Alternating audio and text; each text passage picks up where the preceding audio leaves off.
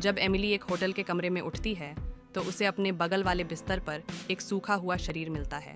हालांकि वह चिंतित नहीं दिखती है और इसके बजाय वह अपने शरीर को दर्पण में देखने जाती है और देखती है कि उसके पेट में चाकू का घाव है।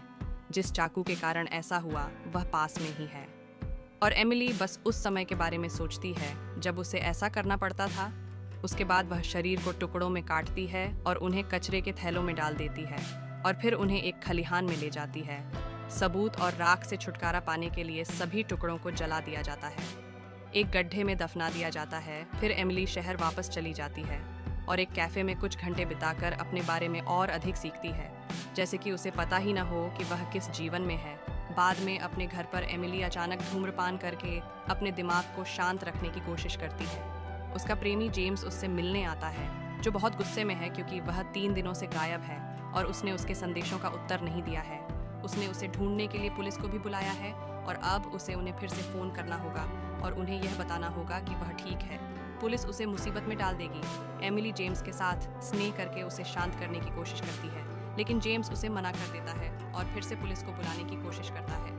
हताश एमिली उसकी गर्दन पर कॉर्क स्क्रू से वार करने का फैसला करती है, जिससे वह तुरंत मर जाता है। फिर वह उसे लपेट लेती है। शव को ऊपर उठाकर तहखाने में छिपा दिया जाता है।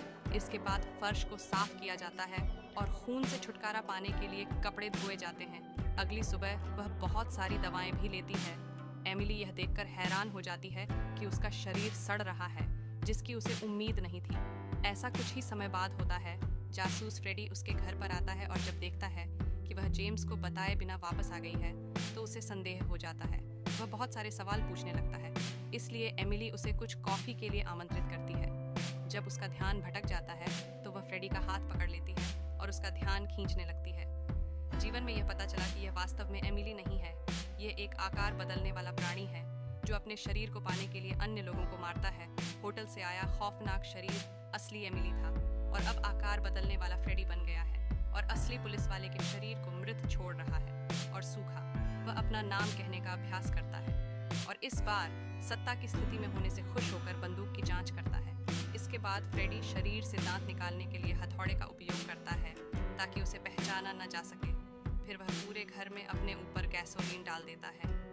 बाहर निकलते समय वह एक डिलीवरी मैन से टकराता है, इसलिए वह बिना भुगतान किए खाना ले लेता है और जासूस की कार में चला जाता है। डिलीवरी मैन उसे रोकना चाहता है, लेकिन उसी समय घर में आग लग जाती है, जिसके बाद फ्रेडी स्थानीय डीलरों से मिलने जाता है जो उसे पहचानते हैं। भ्रष्ट पुलिसकर्मी जो हमेशा उनकी मदद करता है, वह कुछ हैप्पी पाउडर चुरा लेता है और उसे कार में खा जाता है, जबकि यह पता चलता है कि प्राणी को सड़ने से रोकने के लिए दवा की ज़रूरत है और हैप्पी पाउडर कुछ समय के लिए इसमें देरी करने में मदद करता है। इसके बाद फ्रेडी एक बार में जाता है और कुत्ते को थपथपाता है। प्रवेश द्वार जो हमेशा उसे पहचानता है, चाहे उसने कोई भी शरीर पहना हो, वह बार में बैठता है और जूलिया के लिए ड्रिंक मांगता है। एक अकेली महिला जो आश्चर्यचकित होती है कि फ्रेडी ने उसके पसंदीदा ड्रिंक का अनुमान लगाया था। फ्रेडी एक मानसिक रोगी होने का मजाक बनाता है, लेकिन वास्तव में वह आता है। यह बार हर समय अलग अलग शरीरों में होता है और उसे हर रात अकेले शराब पीने के लिए आते हुए देखता है। वे बातें करना शुरू करते हैं और जल्दी से एक दूसरे से जुड़ जाते हैं, इसलिए वे बार के पीछे एक गली में जाकर जोश से झूमने लगते हैं। अचानक फ्रेडी को अपने पेट में दर्द महसूस होता है और वह जूलिया पर चिल्लाते हुए घबरा जाता है। उसे छोड़ने के लिए तब उसे पता चलता है कि यह एमिली के शरीर का घाव है जो उसे चिंतित करता है, क्योंकि घाव कभी भी उसके शरीर के साथ नहीं टूटता है। जबकि अपने घाव को पकड़कर वह सड़क पर चलता है और कार में एक जोड़े को परेशान करने के लिए अपने पुलिस बैज का उपयोग करता है। रेचेल को तुरंत बाहर निकाल दिया जाता है, लेकिन फ्रेडी सैम को उसके शरीर को चुराने के लिए रोकता है। सैम खुद को बचाने की कोशिश करता है, लेकिन प्राणी को वही मिलता है जो वह चाहता है। इसके बाद नया सैम कार को एक निजी स्थान पर ले जाता है और हथौड़े से शरीर को नष्ट कर देता है। सैम अपनी पत्नी के कॉल से बाधित हुआ, जिसने उसे वापस आने के लिए कहा। सैम अपने परिवार के पास घर चला गया, लेकिन उसे जल्द ही पता चला कि जोड़े में आपस में नहीं बनती है और उनका रिश्ता खराब हो गया है। अगली सुबह बच्चों में से एक ने कूदकर उसे जगाया उस पर, और सैम उसे अकेला छोड़ने के लिए उस पर चिल्लाने से खुद को रोक नहीं पाते। वह अभी भी घाव के दर्द को महसूस कर रहा है, इसलिए वह अपने परिवार की अनदेखी करता है और अपने कार्यालय की ओर भागता है, जहां उसे पता चलता है कि रेचेल रिसेप्शनिस्ट है। सैम की एक स्मृति से पता चलता है कि वह उसे परेशान कर रहा था। उसने और रेचेल ने उसे ठुकरा दिया, इसलिए फ्रेडी ने उसे सही समय पर बचा लिया। दंत चिकित्सक के शरीर में रहा है और दोपहर के भोजन के ब्रेक के दौरान सैम का धैर्यपूर्वक इलाज करना जारी रखता है। सैम एक रेस्तरां में जाता है और यह देखकर हैरान हो जाता है। जूलिया सड़क पर वह भागता है और उसके पीछे जाने के लिए एक टैक्सी लेने की कोशिश करता है, लेकिन ड्राइवर बताता है कि यह पीछा कर रहा है और मना कर देता है। फिर वह शाम को अकेले फिल्मों में जाकर अपना ध्यान भटकाने का फैसला करता है। वह अपने परिवार के साथ रात का खाना खाता है, लेकिन यह केवल उसे और अधिक अवसाद होता है, क्योंकि उसे अपने परिवार या एक शरीर से दूसरे शरीर पर कूदने से पहले की कोई भी चीज़ याद नहीं रहती है। वह चाकुओं को भी घूरता रहता है और मारने की इच्छा महसूस करता है। अपने मूड से निपटने के लिए पीने की ज़रूरत महसूस करता है। सैम नज़रअंदाज करते हुए बार में चला जाता है। उसके परिवार की कृपा से जूलिया उसके बगल में बैठती है और उसे रेचेल के साथ देखकर दुखी हो जाती है। इसलिए सैम बताता है कि उसकी शादी एक आपदा है और वह बदले में केवल कुछ मौज मस्ती करना चाहता है। जूलिया बताती है कि उसके एक पति और एक बेटा था, लड़का मर गया जब वह केवल 3 वर्ष का था। तब एक गंभीर बीमारी के कारण उसकी शादी में वर्षों तक तनाव रहा। एक रात उसके पति ने उसे एक बहुत ही रोमांटिक रात्रिभोज के साथ आश्चर्यचकित कर दिया और आखिरकार उन्हें फिर से मौज मस्ती करने और हंसने का मौका मिला। उन्होंने पूरी रात गंदा काम करते हुए बिताई, लेकिन अगली सुबह जूलिया जाग गई। जूलिया के साथ ड्रिंक करने के बाद पता चलता है कि उसका पति बिना किसी निशान के गायब हो गया है। सैम बाथरूम में जाता है और देखता है कि उसका शरीर सड़ने लगा है। घबरा कर वह जूलिया को अलविदा कहता है और एक मोटल में छिपने के लिए भाग जाता है, जहां वह और अधिक हैप्पी पाउडर का सेवन करता है।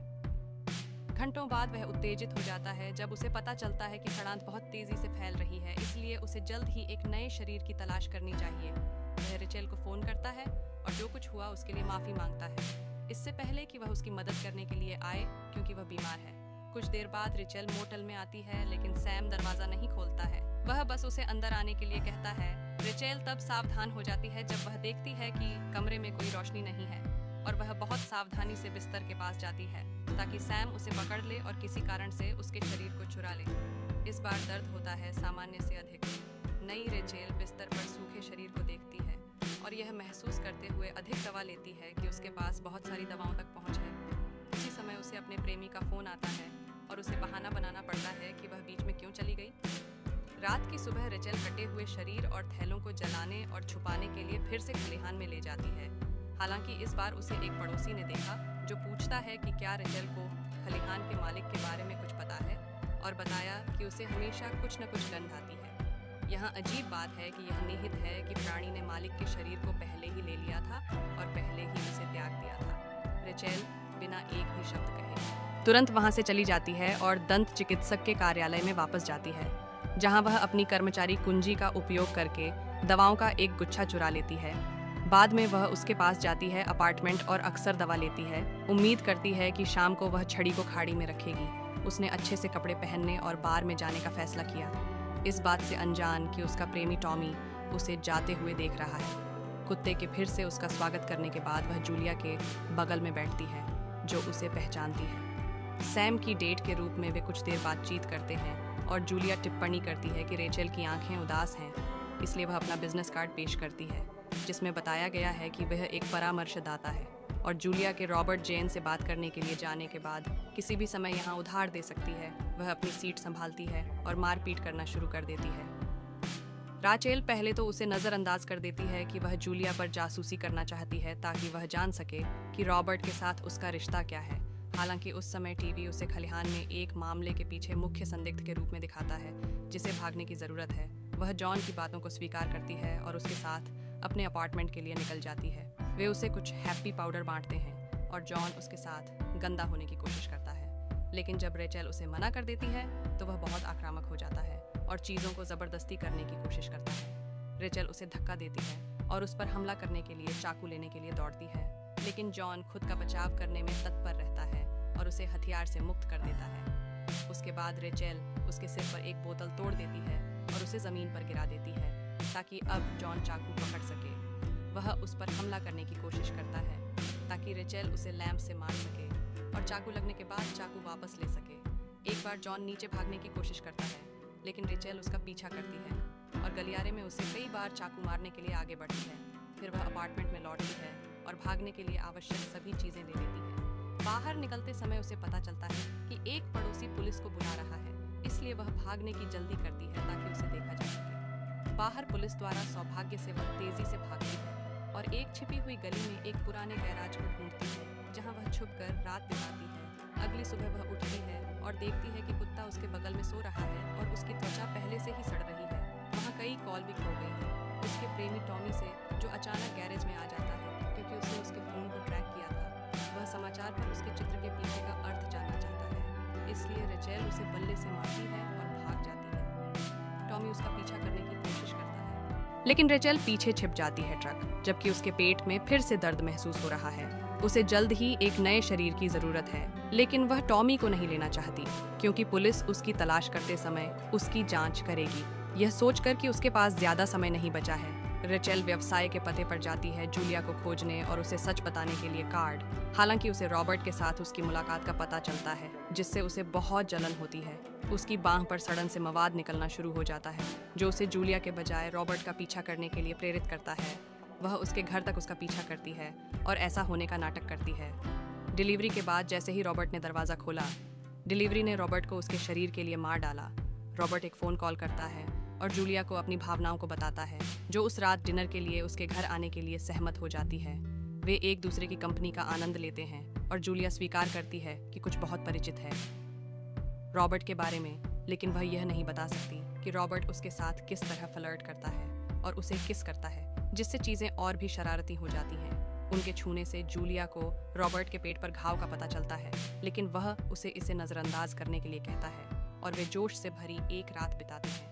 फिर जूलिया और रॉबर्ट के बीच एक रिश्ता शुरू होता है और वे एक साथ बहुत खुश होते हैं। वे डेट पर जाते हैं, मौज मस्ती करते हैं और जब भी उनका मन होता है तो गंदे हो जाते हैं। आखिरकार रॉबर्ट के पास वह है जो वह चाहता है और उसे एक नए मेज़बान की तलाश करने की आवश्यकता महसूस नहीं होती है। हालांकि वह अंतिम शव की देखभाल करने के लिए वापस जाता है और उसे नदी में फेंक देता है। वह दवा भी लेता रहता है। एक सुबह जूलिया शहर में 6 मौतों के बारे में खबर देखती है और महसूस करती है कि वह बार में उन सभी लोगों से मिल चुकी है। रॉबर्ट ने होनहार को सांत्वना देने के लिए उसे गले लगाया। उस रात उसकी रक्षा करने के लिए रॉबर्ट ने अपने हाथ पर सड़न देखी और अचानक उसके पेट में फिर से दर्द होने लगा।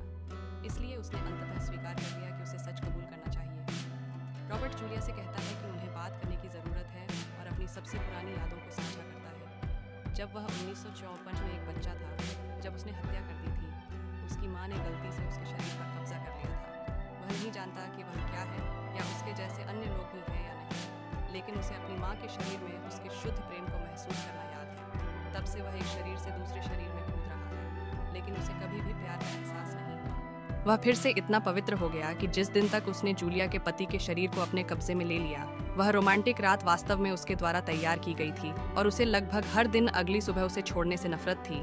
उसके बाद वह कोशिश करने के लिए अलग अलग शरीरों में बार में लौट आया। उसके साथ फिर से जुड़े। पहले तो जूलिया उस पर विश्वास नहीं करती थी, लेकिन जब वह रोमांटिक रात के विवरण का उल्लेख करता है तो वह टूट जाती है और अपने बैग से एक टेजर निकालती है। रॉबर्ट कसम खाता है कि वह उससे प्यार करता है और उसे चोट नहीं पहुंचाएगा। हालांकि जूलिया बहुत डरी हुई है और जीवित रहने के लिए बेताब रॉबर्ट उसे छूता है और उसके शरीर को चुरा लेता है। तथ्य यह है कि उसने उस महिला को मार डाला है जिससे वह प्यार करती है, जिससे वह टूट जाती है और वह ड्रिंक के लिए बार में जाती है, जहां वह बारमैन को हमेशा वहां मौजूद रहने के लिए धन्यवाद देती है। उस रात जूलिया ने शरीर से छलांग नहीं लगाई और उसे अपने शरीर पर कब्जा करने दिया, जिससे उसे आश्चर्य हुआ कि मरने के बजाय उसकी शक्ति एक बुरा कोकून बनाती है जिसमें वह पूरी रात रहती है। सुबह में जीव कोकून को ऐसे तोड़ता है जैसे कि यह एक जानवर का जन्म था और घावों से लटपट एक बूढ़े आदमी को देखने के लिए वह दर्पण की ओर दौड़ता है और सोचता है कि यह वही असली होगा। उसे समझ नहीं आता कि इसका क्या मतलब है, लेकिन वह सोचने के लिए पार्क में जाता है और जल्द ही उसके साथ एक कुत्ता भी शामिल हो जाता है। सुनिश्चित करें कि सदस्यता लें और सूचनाएं चालू करें ताकि आप इस तरह के और भी वीडियो देख सकें।